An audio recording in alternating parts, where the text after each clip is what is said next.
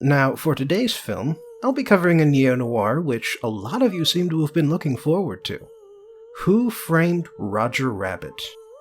The movie is certainly unconventional and more kid-friendly than the usual noir, but make no mistake, it is just as much a part of the genre as Chinatown. The story about the story. After Disney made the first talkie cartoons for Columbia Pictures, the world of Hollywood animation exploded. Disney cartoons were energetic, fun, and soon enough colorful, and so a lot of the big studios wanted in on that. In 1930, Warner contracted with Harman Ising Productions to create the first Merry Melodies and Looney Tunes, whose names are obvious takes on Disney's silly symphonies. The two men who gave the studio its name had actually worked under Disney until just before Steamboat Willie changed everything, and in 1933 they broke with Warner to make cartoons for MGM called Happy Harmonies. However, their studio would remain behind with one Leon Schlesinger.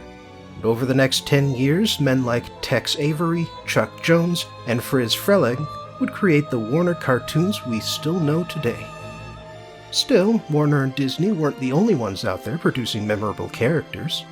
Woody Woodpecker was a Universal character created in part by Ben Bugs Hardaway, the man who also created Bugs Bunny and Daffy Duck.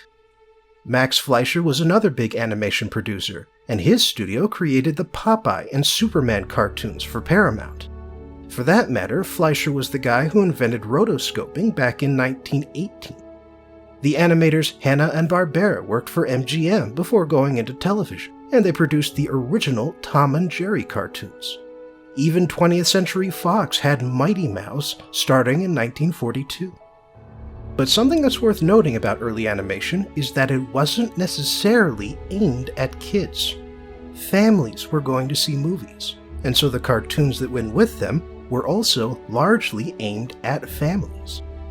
That's what led to characters like Betty Boop, another of Fleischer's creations who got her start in 1930, pre-code Hollywood. In her initial appearances, Betty was very sexualized and more popular with adults than with kids. Even Looney Tunes shorts included a few suggestive themes and jokes designed to go right over kids' heads. Now here's something that's even more interesting. Technically speaking, combining animation with live action goes right back to the beginning. The Enchanted Drawing is a short film created by Edison Studios in 1900 that uses stop motion and jump cuts to make it appear like someone is interacting with a drawing. Walt Disney himself put out a series of short films in the mid-20s called the Alice Comedies, in which a live-action girl goes on adventures in an animated world. Meanwhile, Fleischer was doing the opposite, creating the Out of the Inkwell series, which had animated characters apparently interacting with the real world. But that's enough context. Who Framed Roger Rabbit is technically based on a book, Who Censored Roger Rabbit, which was published in 1981. I say technically because the book was a lot darker in tone. The characters and the plot are almost completely different, and the tunes were based on comic strips instead of animated cartoons, to the point where tunes spoke in word balloons that tended to pile up in the streets. The book is also more on the nose in its portrayal of racism, with separate drinking fountains for tunes and everything. There are elements of racism in the movie, but they're much quieter. The fact that the All-Tune Review is hidden in a back alley and has an exclusively human audience. The fact that Toontown is owned by a human. And of course the self-hating Toon character who also hates comedy and dresses up in human face. Anyway, Disney bought the film rights to the book right away, but they had trouble putting together a production team. Eventually they got Steven Spielberg and Amblin Entertainment to produce it, with Robert Zemeckis as director, since his film Back to the Future had just come out and been a smash hit. Post-production would last a total of 14 months, since this was before the spread of digital effects, and the animation team, led by Richard Williams, had to draw out each cell and add it to each frame individually. And let's not forget the amount of practical effects they added to make it appear like tunes were interacting with the real world. The filmmakers brought in expert mimes to teach the actors, used full-sized puppets for references, and they had the Toon voice actors giving their lines just off-screen. When Toons were handling items, they used robotic arms that would later be drawn over, and puppeteers who would move things around on strings. And I have to say, of all the things I appreciate more about this movie now that I've grown up, the effort that went into the special effects is at the top of my list. The story. The movie starts with a cartoon short starring Roger Rabbit and Baby Herman. The short is basically a Tom and Jerry episode in its approach to violence, and at the end of it, Roger gets crushed by a refrigerator with tweeting birds circling his head. However, the director then shouts, "Cut." Apparently he was supposed to see stars instead, and he's been ruining a lot of takes. Baby Herman starts griping in a surprisingly deep voice and storms off to his trailer, and Roger follows the director, promising he can do better. We pan back and meet our protagonist, Eddie Valiant, played by Bob Hoskins. He's only stopped by the set on his way to the head office of R.K. Maroon, head of Maroon Cartoons, and a subtitle helpfully tells us that this is Hollywood 1947. After finishing up some business, Maroon explains to Eddie that the latest Baby Herman production is way over budget because of Roger's performance issues. He mentions that the violence isn't the problem since Toons can deal with any physical damage, but Roger may be worried about rumors that his wife isn't being faithful to him. As such, Maroon wants Eddie, a private detective, to get some juicy pictures to confront Roger with. Eddie responds by saying he doesn't go to Toontown anymore, but Maroon explains that he doesn't have to. Jessica Rabbit sings at the Ink and Paint Club, a Toon revue with only human guests. Eddie accepts the job for $100 and a drink, and then Dumbo startles him by showing up at the window. Fun fact, both Dumbo and Fantasia, which is also referenced, were released before 1947. Props for the accuracy, fellas. Eddie hitches a ride on a streetcar since he has no money or car, and his office/apartment is conveniently located right across from the Red Car Depot. It's also right near the Terminal Station Bar, which is where he spends a lot of his time. Eddie speaks to the bartender, Dolores, and although they're kind of dating, they haven't really done anything together in a while. Eddie shows off the advance he just got from Maroon, but he needs Dolores' camera to finish the job. Eddie heads to the Toon Revue where Donald and Daffy Duck are having a dueling piano show. A man in an obnoxious suit sprays Eddie with disappearing ink and introduces himself as Marvin Acme, the man who makes all the Acme products and also happens to own Toontown. The Duck performance ends, and out comes Betty Boop for a cameo. And then out comes Jessica Rabbit, who absolutely stuns Eddie by being an attractive woman in a provocative dress instead of another rabbit. Afterwards, Eddie tries to follow Marvin Acme backstage, but the bouncer gorilla throws him out. Fortunately, the alley window happens to look into Jessica's dressing room, and so he manages to get some good pictures. We jump cut back to Maroon's office, where Roger is melting down over hearing that his wife played patty cake with another man. Literally. They literally played patty cake. Maroon gives Roger a glass of whiskey to calm him down, but instead it turns him into a steam whistle that breaks all the glass in the room. Eddie suggests that he should find someone new, but that just gets Roger angry enough to break out through the window. Eddie returns to his office and starts looking through old photos from the borrowed camera. Unfortunately, some of them have Eddie's brother in them, and we pan over to Teddy's empty, dusty desk, along with a few photos and newspapers that manage to tell a pretty complete story in just a few seconds. We then rejoin Eddie in the morning when Lieutenant Santino wakes him up. According to him, Roger killed Acme last night. They head over to Acme's factory, and we see that the man died when someone dropped a safe on his head. Some of the officers start playing with items we'll be seeing later, and one of them knocks over a box full of animated shoes. In the chaos, Eddie goes to pick up Acme's fallen joy buzzer, but someone stops him. We pan up to see Judge Doom, played by Christopher Lloyd. By the way, did you ever notice Doom's creepily perfect teeth? He also doesn't blink at all. Lieutenant Santino explains that Judge Doom's jurisdiction is Toontown, and that he got his position by buying the election. Meanwhile, Doom introduces his henchmen, the pack of weasels, and the method he's come up with to punish toons who get out of line: turpentine, acetone, and benzene. 3 powerful solvents that combine to form the dip. Doom demonstrates it on a stray shoe in what may be the second most disturbing on-screen death in a PG-rated movie. When Eddie heads back to his office, he finds baby Herman waiting for him. Herman says Roger didn't kill Acme, that someone else did it, and made off with the will in which Acme would have left Toontown to the Toons. However, Eddie isn't impressed. He sends Herman away and goes into his office, and he decides to take a nap, but he discovers Roger in his bed. Roger has come to Eddie because of his old reputation for helping Toons, but he had to ask around for directions, and so the weasels are on their way. Eddie tries to throw Roger out, but Roger gets free and explains that instead of killing Acme, he went to Jessica's dressing room and wrote a love letter on a piece of paper he found. He then winds up getting into Eddie's closet and handcuffs them together while doing a bit. And, unfortunately, Eddie doesn't have the keys for those handcuffs. That's when the weasels arrive, and since he's seen what the dip does, Eddie decides to hide Roger in his sink instead of handing him over.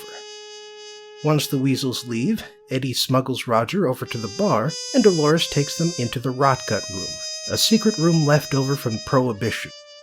Eddie grabs a hacksaw and starts on the cuffs, and he explains that he suspects Maroon is the killer, and that he's still looking for the will.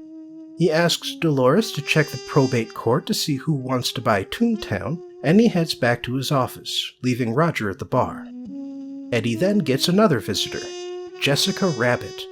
Eddie thinks Jessica is in on the scheme, but she claims she was pressured into the patty cake session by Maroon specifically to get blackmail photos. As she puts it, "I'm not bad, I'm just drawn that way." Afterwards, Eddie learns from Dolores that Maroon isn't after Toontown. A company named Cloverleaf is. In fact, the will needs to show up by midnight, or Cloverleaf's bid will be final. They both head back to the bar and discover Roger singing and dancing for the crowd to the tune "The Merry-Go-Round Broke Down," which happens to be the Looney Tunes theme song. Eddie's upset that Roger is being too obvious, but Roger says the patrons needed to laugh, and as a tune, that's what he's meant to do. Eddie doubts it was worth it, but when Judge Doom shows up with the weasels and a $500 reward, all he gets is a joke from one of the patrons about Harvey, the Invisible Rabbit. And I guess the patron must have seen the play, because Harvey the film wouldn't come out until 1950. Undaunted, Doom notices the record and then starts tapping out "shave and a haircut" on all the walls. This drives Roger mad until he finally breaks down the wall to finish 2 bits. Doom grabs him and brings in the dip, but then Eddie convinces Roger to have a final drink. This sets off the steam whistle reaction again, and Eddie uses it as cover to punch out the weasels and escape with Roger. The two climb into the weasels' van to get away, but then they discover Benny, a cartoon taxi in the back, and they make their getaway in him. After losing the weasels, Benny offers to take them to a safe house he knows about, and he promises to return whenever they stick out their thumbs. The safe house turns out to be a theater balcony, and when Eddie doesn't laugh at a Goofy cartoon, Roger asks him why. So Eddie tells the story of how a toon killed his brother after robbing a bank, and how he never found the killer. After that, Dolores shows up, and she's brought her car. As they head out, the newsreel mentions that Maroon recently sold his studio to Cloverleaf, and Eddie makes the connection. Eddie heads straight for Maroon's studios, asking Roger to stay in the car and honk if there's trouble. Unfortunately, he can't, since his wife comes up behind him and knocks him out with a frying pan. Eddie and Maroon get into a scuffle, and Maroon spills the beans. He wants to sell his lot to Cloverleaf, but he needed Acme to sell his factory too for the deal to go through. He set up the patty cake to get blackmail photos, but he never intended to kill Acme. Before he can say more, a gun peeks out from behind a curtain and shoots at Eddie, killing Maroon instead. Eddie spots Jessica fleeing the scene, so he chases after her till they reach the tunnel to Toontown. Eddie has to take a moment and work himself up before going inside, but he eventually does so. We then enter a completely animated world, where all the scenery is singing along to Smile Darn Ya Smile. It's also distracting that Eddie runs into a traffic accident and has to continue on foot. He spots what looks like Jessica's silhouette in a nearby building, and we get another cameo by MGM's Droopy as the elevator operator. The silhouette turns out to be someone else, however, and when he tries to get away, Eddie winds up ducking into a bathroom that's out of order in the worst possible way. On his way down to the ground, we get more cameos from Tweety Bird, Mickey Mouse, and Bugs Bunny. Eddie avoids dying when he hits the ground thanks to that woman from earlier, and after knocking her out, he spots Jessica and follows her into an alleyway. Jessica pulls a gun on Eddie, but shoots at a shadowy figure behind him, the same figure who killed R.K. Maroon. It was Judge Doom who pulled the trigger, and she's been following him for a while. She had knocked Roger out to protect him, but when they get back to their cars, they discover that Roger has taken Eddie's car back to Hollywood. Eddie and Jessica escape Toontown in Benny, and on their way back through the tunnel, Jessica explains that Acme had left her his will for safekeeping, but it turned out to just be a blank piece of paper. Unfortunately, Benny spins out when Judge Doom covers the road in Dip, and he captures both Eddie and Jessica. Doom takes them to Acme's factory, explaining that pretty soon all of it will be his. He reveals a giant dip machine and explains his evil scheme. He happened upon the city council's plan to build a freeway in the area, and so he's buying up all the nearby land as sole owner of Cloverleaf, including Maroon Studios, Acme Factory, and Toontown, which he'll be completely leveling with his dip machine. In their place, he intends to build gas stations, motels, car dealerships, and basically everything else you can find on a freeway frontage road. He also bought the Red Car Streetcar Company to get rid of the competition. Doom is kind of insane. Once he finishes talking, Roger comes in to save the day, but a weasel knocks him out with a ton of bricks. The weasels then tie the two rabbits to a crane hook and start up the dip machine. It looks like the bad guys have won, but then Eddie gets an idea thanks to how the weasels keep talking about dying from laughter.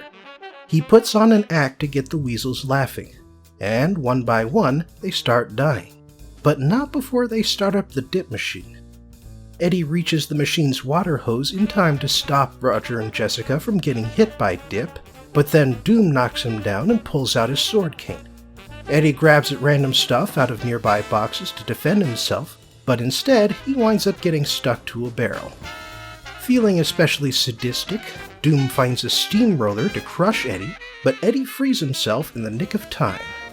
After some more fighting, Doom gets glue stuck to his hand, and then he gets his hand stuck to the steamroller. As Eddie turns off the dip machine again, Doom gets flattened in a way that I'm sure gave a lot of kids nightmares. However, Doom isn't dead. Despite being as flat as a pancake, he climbs to his feet and sucks on an air hose to reinflate himself. In the process, his fake eyes pop out, and then his voice starts reaching for the sky as he says, "Remember me, Eddie? When I killed your brother, I talked just like this." Doom starts the dip machine rolling towards the brick wall that separates the factory from Toontown, and he starts threatening Eddie with deadly toon appendages. However, Eddie grabs a cartoon hammer and knocks open a release valve, emptying the dip onto Doom and causing what may be the most disturbing on-screen death in a PG film. Eddie moves the rabbits out of harm's way just before the empty dip machine crashes into the wall, and he clears the dip out with the factory's water system. Then the police arrive, and Eddie explains that Doom was behind everything. As tunes start to filter in from Toontown, Herman shows up and complains that this will all just happen again since they never found Acme's will. But then Eddie notices that the ink stain Acme put on his shirt is back, and Roger explains it's Acme's disappearing, reappearing ink. Eddie suddenly realizes what that blank piece of paper Roger wrote on was, and when the ink on the will fades back in, everyone starts celebrating. As they all walk off into the cartoon sunrise, the movie ends with Porky Pig saying, "That's all, folks," and Tinkerbell waves her magic wand. Final thoughts. One way you can divide films and other media is by their target audience: children, adults, or families. So what's the difference? Well, children's media tends to be rather blatant about its themes, since it's aimed at kids who might be hearing the moral for the first time in their lives. And I know I've gone on about how stories that tell you their morals aren't as good, but at least for kids' stories, it's understandable. I still wouldn't say they're better that way, but it is understandable. Other traits of kids' media include bright colors, simplified language, more fantasy and science fiction themes than usual, and protagonists who are at least a little older than the target age range. After all, most kids spend their childhood waiting to grow up. Kids' media also tends to have looser quality standards than adult media, since kids don't know good stories from bad ones yet, and you can be a success without having to try as hard. That said, there are still plenty of reasons to actually make a quality product. You could make a set of books that are passed down through the generations like Dr. Seuss, or you could create a show with interesting characters and a detailed plot that gets adults interested in spite of themselves. Shows like My Little Pony and Gravity Falls. Then you've got adult media. Adult media is much more than just the sex, violence, and swearing we don't want our kids to see. It's stories that deal with subjects kids don't have the experience to understand yet, and it's often slower paced since it doesn't need to keep a child's attention. 12 Angry Men is a perfect example of what I'm talking about. No swearing, minimal violence, and no sexual themes whatsoever. But you do need to be mature and have the patience that comes with age in order to appreciate what the film is trying to do. Another thing you can only do with adult entertainment is subtlety. You can reference movies and shows that came out years before, and you can refer to things obliquely, knowing that an adult who's seen the situation before can connect the dots. You can also feature flawed characters fighting against each other, with neither side being good or evil. But then if you ask me, that last point should also be presented to kids. So what does that make family media? Harder than it looks, that's what. I mean, you can do what's technically a family film by combining toilet humor with sexual innuendo, but if you want to create something that's actually worthwhile, you have to make a film that appeals to two different audiences simultaneously. It's hard, but it is possible. It's thanks to the fact that adults can pick up subtext that's otherwise lost to children. Who Framed Roger Rabbit is a perfect example. For a kid, patty cake is just patty cake, but for an adult, it's clearly a stand-in for something else. As a kid, you see all the Toons living in Toontown because it's a happy, wacky, chaotic place just for them. But as an adult, you can notice the quiet touches I mentioned at the start that have parallels to real-life institutional racism. Hell, Judge Doom wants to commit genocide at the end, and he's positive the humans of Los Angeles won't even care. As a kid, you know his plan is bad, but as an adult, you can notice the parallels between Judge Doom and something else that was going on just 2 years before the movie takes place. Thanks for joining me again for today's film review, and special thanks to Michael Nightingale for convincing me to rewrite that first section. I hope you'll join me next time for the final film, the one that had the single greatest impact on the story and the setting of LA Noire. This one is about murder, corruption, cheating, anger management problems, and Rollo Tomassi.